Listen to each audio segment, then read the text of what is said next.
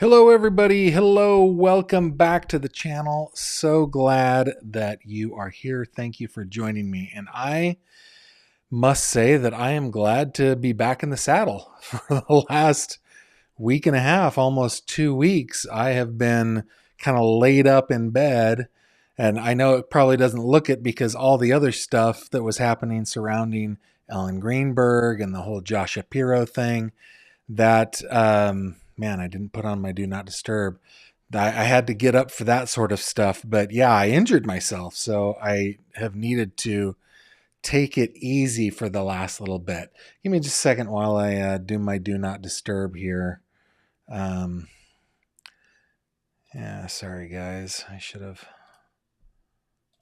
done that beforehand. Okay guys, this morning I woke up and I did my normal morning thing. I don't know if you guys have noticed this, but on my website I've been adding little like today's true crime headlines. Can you see this area right here? So I go through my alerts and I check the stories that are out there. I have alerts for cases that I'm watching and so forth. And I came across this case that is so disturbing and just on a different level. It is on a Madeline Soto level, though in a different way, obviously. Madeline Soto is a little girl who was abused for her almost entire life. But this is one that just really, really shocked me. I wanted to bring it to you.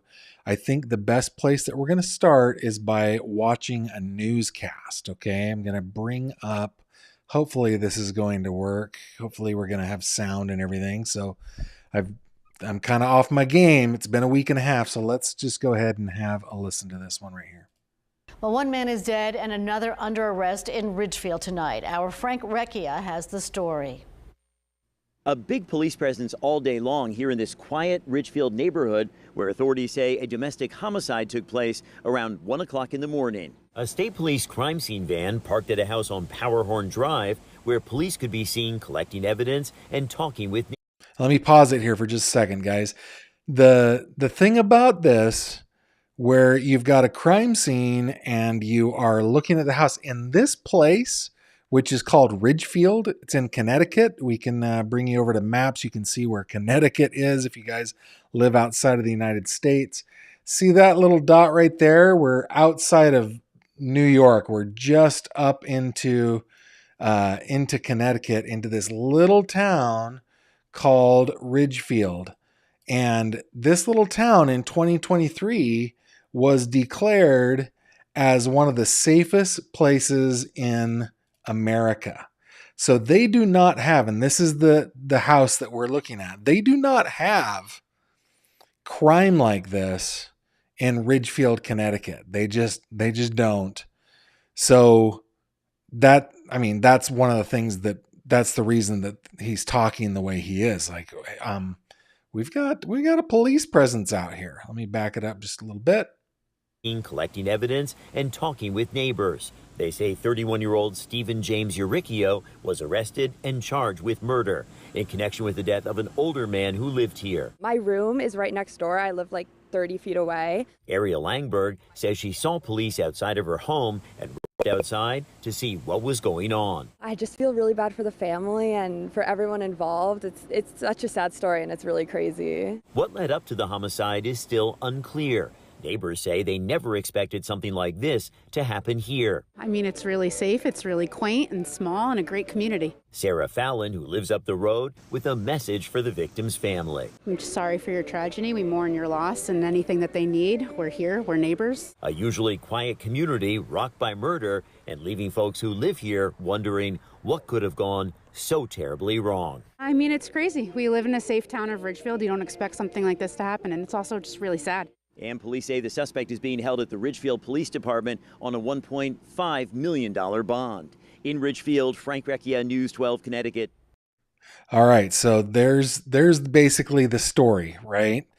We've got in this quiet little town in Connecticut, there has not been a murder in this town for 2 decades. It was rated as the safest place in America, one of the safest places in America just last year.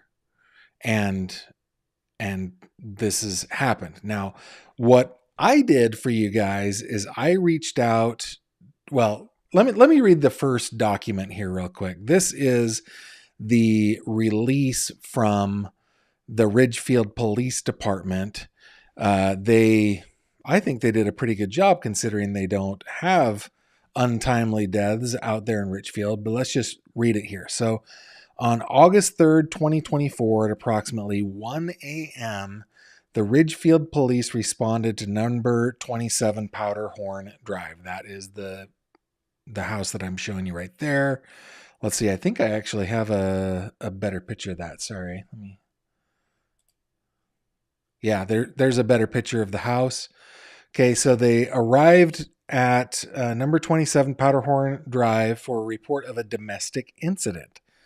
And that is maybe the understatement of the century. Upon officers' arrival on scene, it was determined that an elderly male was deceased inside the residence. Stephen James Uricchio, this guy right here, was taken into custody without incident and charged with murder. He is being held at the Ridgefield Police Department on a court-set $1.5 million bond. Mr. Uricchio is set to appear at the Danbury Superior Court on 8/5 to answer for the above said charge. This incident is still under investigation by the Ridgefield Police Department's Detective Division in conjunction with the Connecticut State Police Western District Major Crime Squad. Yeah, I think in a town like this, they probably need to call in the state folks to help them. We want to reassure everyone that this was an isolated incident and there is no danger to the public. And when we get into the details of this, we will see that this was definitely a domestic incident. The next thing that I want to show you guys is a report that includes some video from his arraignment. And then we're going to really get into some documents here. Okay, guys. So let's go over here. By the way, I don't have a photo of our victim. He was 83 years old. His name was Mark Joel Uricchio. He is Stephen Uricchio's father. I searched everywhere I could online to try to find a photo of the elder Mr. Uricchio and just could not find it. So let's go over to this report here. And before we really dive in, I noticed something strange was happening on the last one. So let me just check that. Okay, here we go. Hopefully you guys can hear this. And I know the volume is probably going to be a little lower. That's the volume that they broadcast at. Here we go. New information on a domestic violence murder in Ridgefield over the weekend. We have now learned the suspect is accused of stabbing his 81-year-old father. News 12 Connecticut's Marissa Alter reports from Danbury Superior Court. Court marshals had to carry Stephen Uricchio into his arraignment after he wouldn't walk. Once beside his attorney, Uricchio lay down on the table and didn't stand up until halfway through the hearing. Mr. Uricchio, Look at this. I'd ask you to please stand up. Despite requests from the judge, 31-year-old Stephen Uricchio stayed down. Look at this. He just came in. He was carried in by officers and laid down on the desk, and he did not move for like 7 minutes, they said. For over 7 minutes as the court went ahead with his first appearance. The Danbury State's attorney requested a competency evaluation. The admissions that were made, coupled with the particularly gruesome crime scene, I believe speak to the need for a 5456D evaluation and a bond as set here at $1.5 million.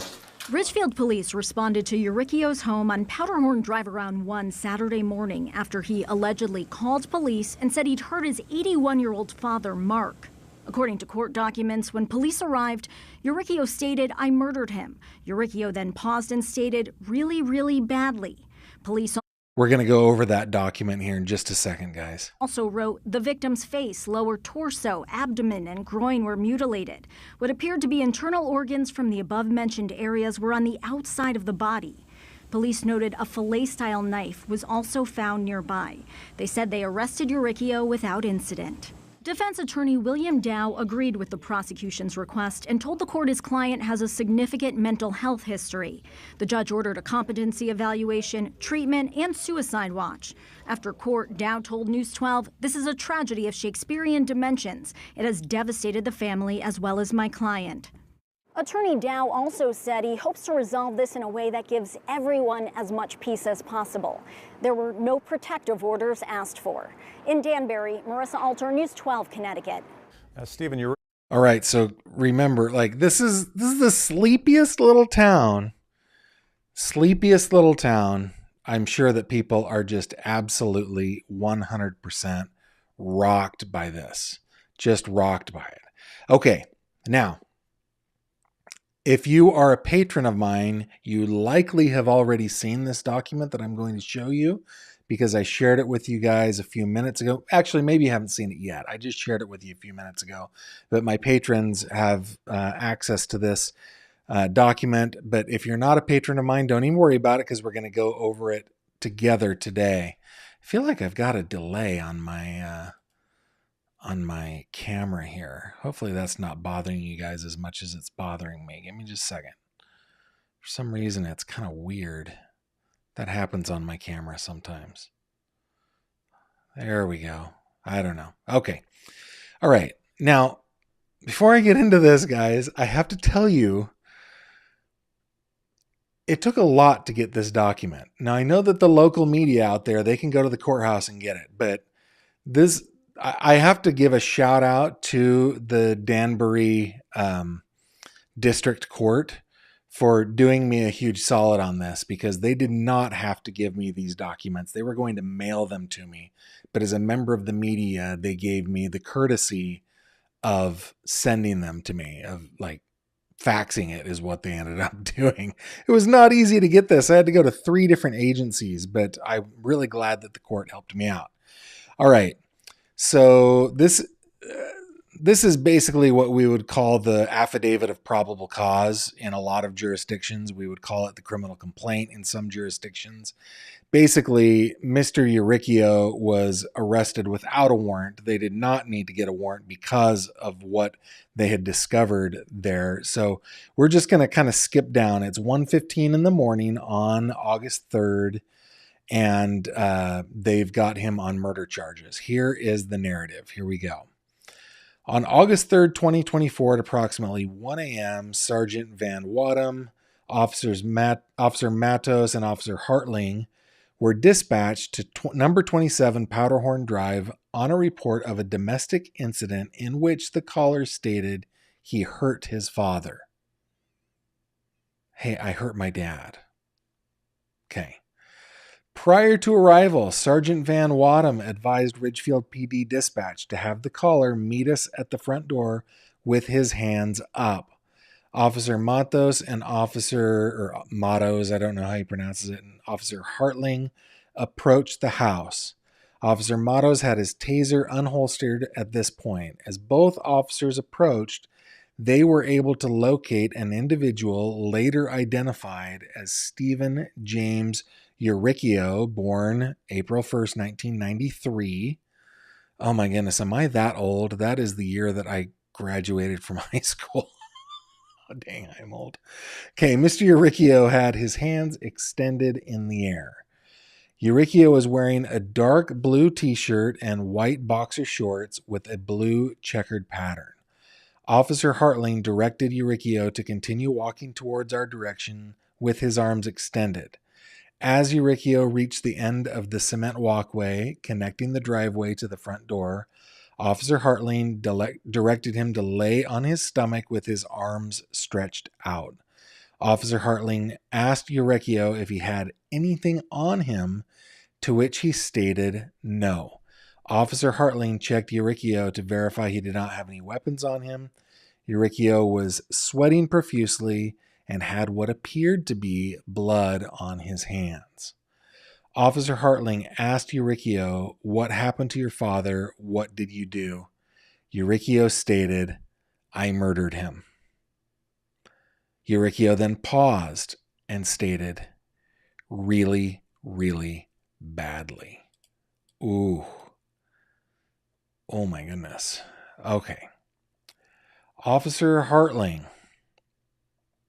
then directed Uricchio to place his hands behind his back, and Officer Hartling then handcuffed him and double locked and checked for proper fit.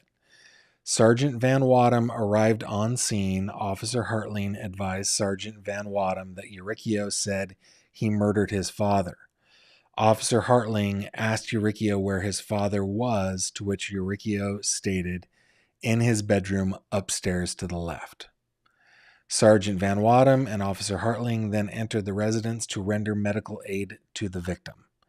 Sergeant Van Wadham and Officer Hartling entered the house through the front door, leading to a sunroom that connected to the kitchen.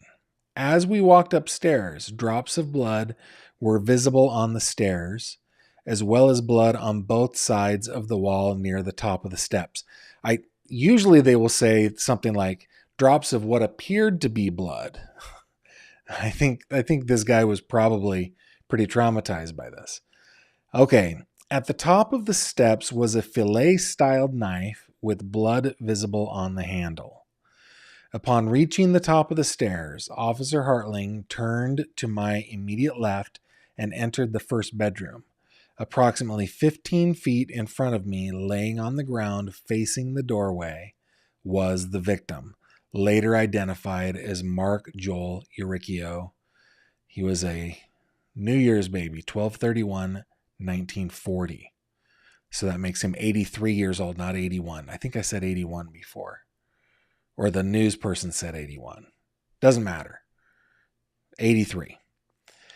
It was immediately apparent that the victim was deceased. The victim's face, lower torso, abdomen, and groin area were mutilated, I would imagine with the knife. What appeared to be internal organs from the above-mentioned areas were on the outside of the body. Sergeant Van Wadham and Officer Hartling exited through the house, making sure not to touch or disrupt the crime scene. Ridgefield Fire Department paramedic arrived on scene. Paramedic Dyer pronounced Mark Joel Uricchio at 1:35 a.m. Paramedic Dyer then contacted Dr. Blomstrom, who is the medical control doctor at Danbury Hospital. So not an ME, not a coroner. He's at a hospital. He's the medical control doctor, whatever that means in Connecticut. This is my first Connecticut crime, I think, guys. Officer Romero and Officer Matos placed Stephen James Uricchio in the back of my cruiser. At this time, Officer Matos turned on the Axon vehicle rear camera and it began recording. So they put him in the back seat. They record everything that's happening in the back seat. Officer Matos was cleared from the scene at approximately 1:48 a.m. and advised dispatch he would be transporting Uricchio back to Ridgefield PD HQ. Officer Matos arrived at Ridgefield PD HQ at approximately 2 a.m.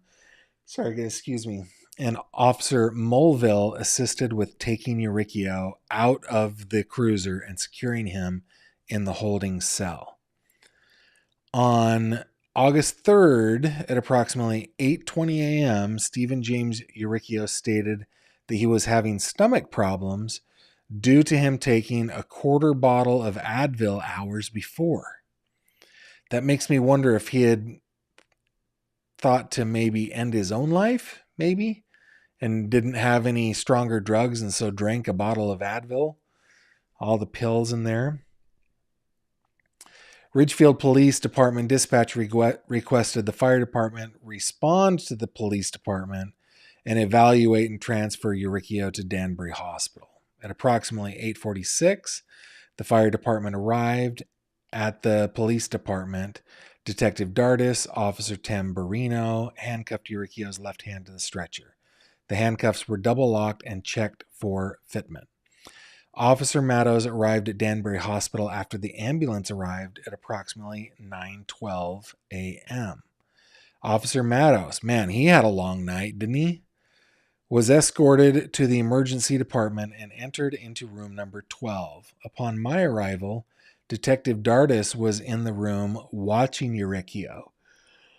Oh, excuse me, guys. It's not that I'm bored, it's that I am having a hard time sleeping at night. I've got this leg issue. Anyway, Eurykio's left hand was handcuffed to the bed, and he laid in the supine position on his back as he waited to be evaluated. During questioning, the doctor asked Eurykio if he takes any medication, to which he stated no.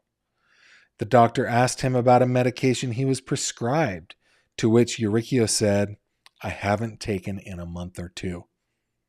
And I can't wait to hear what you guys think that is, because it doesn't say, but I have my suspicions.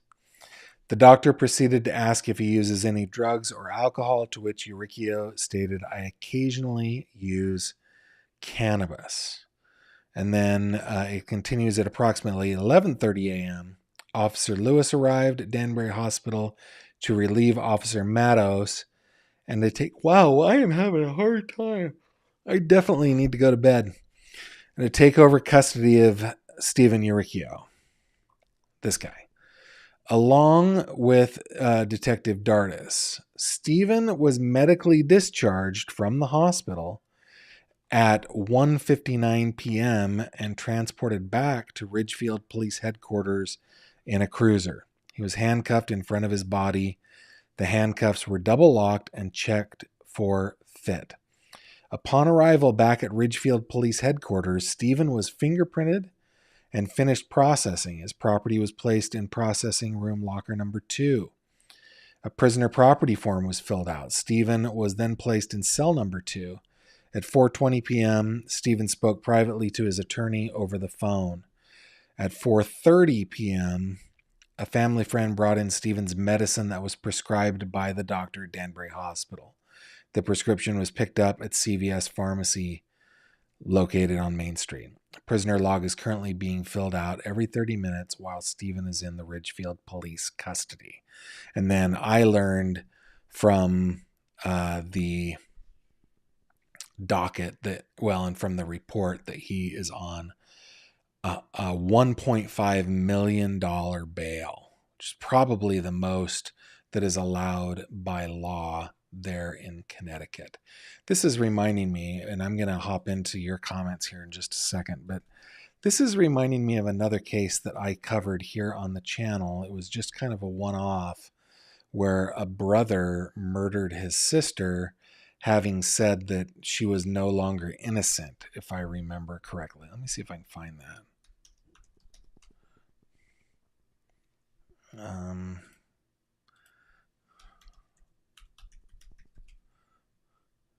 Oh, it's here somewhere. Give me just a second. You guys are being super patient. I appreciate it. So sad. Keep those comments coming. I'm going to be right back with you. Yeah, here it is.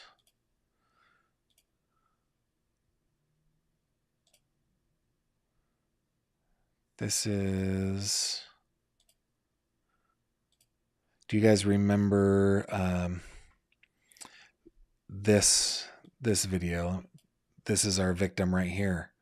She had a mentally ill brother who took her life. It was really, really a sad, sad case. Anyway, let's go to your questions and comments. El Shirley says, Mr. Gavin, hope you're on the mend. Thank you. I am on the mend. Let's come over here and add you back over here. Guys, 10 years ago, 12 years ago, maybe, I was in a bowling alley with my family, and my grandmother was with us. My grandfather had already passed away. And when we're together as a family, we have a really good time, and we decided to go to this bowling alley. I thought it'd be hilarious to reenact a scene from Bill and Ted's Excellent Adventure where Napoleon Bonaparte dives down the bowling lane. And I did reenact it with panache, I have to say. But I ended up breaking both of my kneecaps in the process. Not good. Anyway, I last Monday had a little bumperoo on the old kneecap, and it caused like the sacks of fluid that cushion your joints to burst, and it has been really painful. I'm much better now. Thank you very much for checking on me there, El Shirley. Let's see. Patty Olson says, Gavin, I told a couple people that Kamala shouldn't pick Shapiro and shared your video about it with him. Yeah, thank you for that. That's I think that is one of the reasons that Shapiro was not selected. Big Mountain Customs, just wanted to say hello and pray everything is well with you and yours. Thank you very much. I appreciate that. Rachel Ray says, Gavin, I'm changing my routine for you. I tried getting on board when you went live with Ellen's case, and I wanted you to know that you are incredibly amazing. Oh my goodness, you guys are really buoying me up today for what you did to these families, or for these families. Thank you, Rachel. PJ says, 3 cheers for our amazing mods. Yeah, man. Thank you very much to Jamie and Autumn for being here. They are taking care of me very well, and they've been patient while I've been doing nothing. Rachel Ray says, this will be my last comment, but was just wondering if you were able to look into Phoebe's case. I have not yet, Rachel Ray. I have on the surface looked at it, but I haven't really dug into it yet. And it's a matter of how much time I have. Big Mountain Custom says, Gavin, I used to work at a mortuary and I was on one of the extraction teams. I saw a lot of horrendous crimes, and like in this situation, it always boggles my mind how anyone could continue with it. Ooh. And then Big Mountain Custom says, there's no injury like bowling alley injury. I don't know if I would consider myself gangster. But yeah, thank you so much, guys, for joining me tonight. Thanks for sticking with me. I want to bring up a couple things before we go, though, okay? Going back over to my website, you guys know that you can always contact me here on the website. You click contact up here, and that will take you to a contact form where you can reach out to me. A lot of people have been reaching out to me over the last week or so. There was just so much going on in the Ellen Greenberg case, so thank you to all those who reached out. I also want to bring up this little thing, new menu item, Crime Cod, hooked on true crime. I have decided to go ahead and start a little e-newsletter since I have been publishing headlines on my website for quite a while now, about a month now on the daily. I thought, hey, this could be a good newsletter. I could include in it some of the videos that I have done, some of the blogs that I've written, plus report on some of the other great YouTubers that I really admire. So if you want to subscribe to Crime Cod, see what I did there?